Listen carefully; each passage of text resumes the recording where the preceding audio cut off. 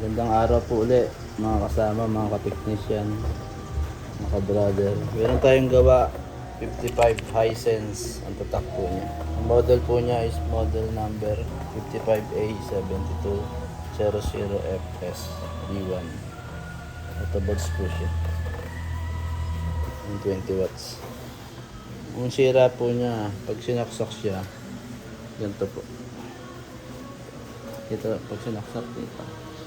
May saksakan. Pagka sinaksak siya,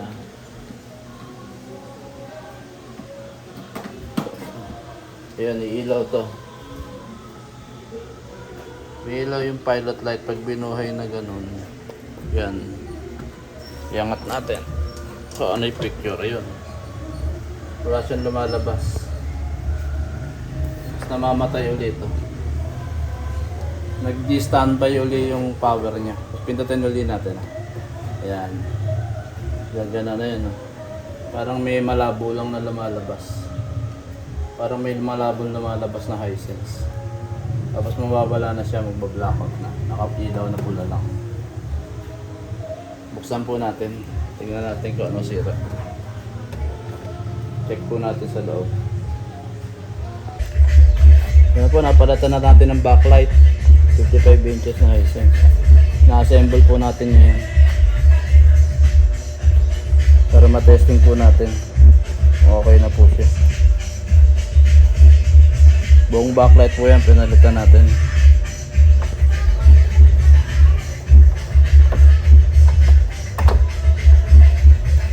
Nado natin.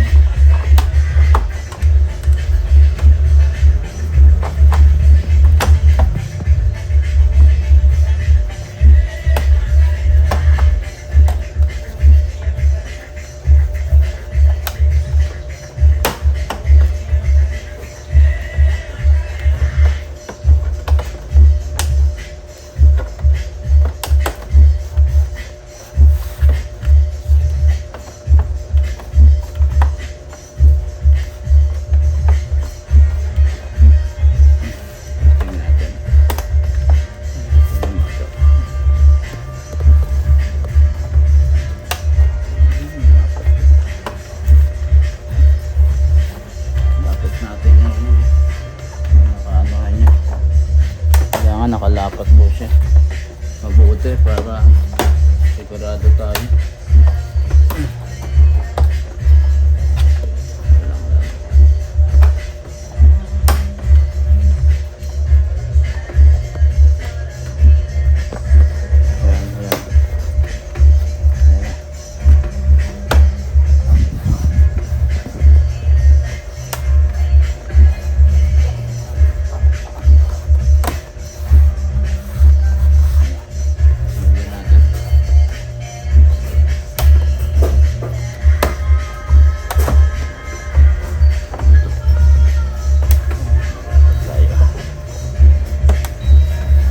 Tornilyo natin ang dalawang to.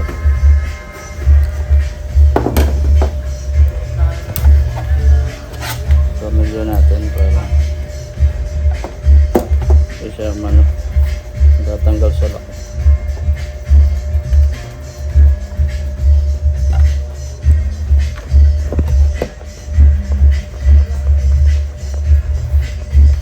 Tornilyo muna natin konti para sigurado tayo. Bigla siyang bumangami. Test natin testing. Ringless kasi ito,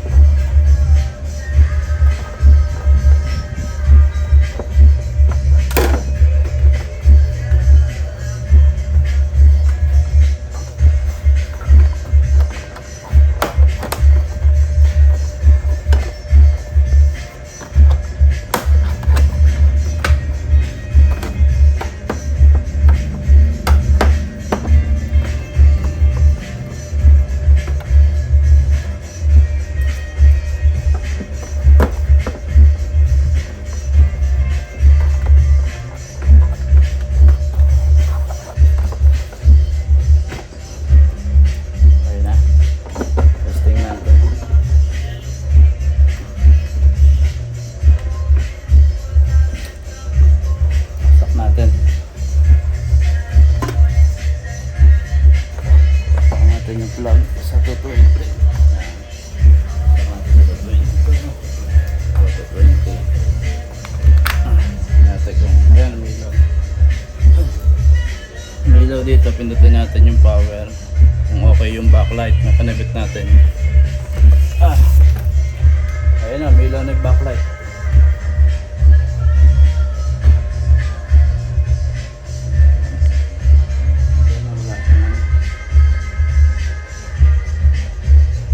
Picture.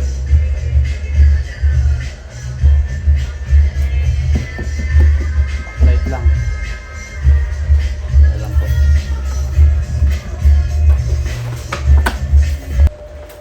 Testing uli natin. Hindi nakasuktok masyado LDBS. Kaya ayaw pong power ban. Ay, magtao kanina. Testing natin ito. Sila uli. Pindutin natin dito. Ayun na. High sensation.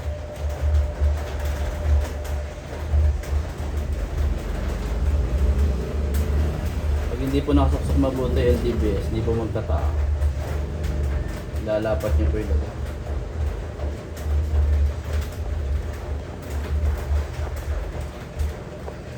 Ayan po siya. Lila na po.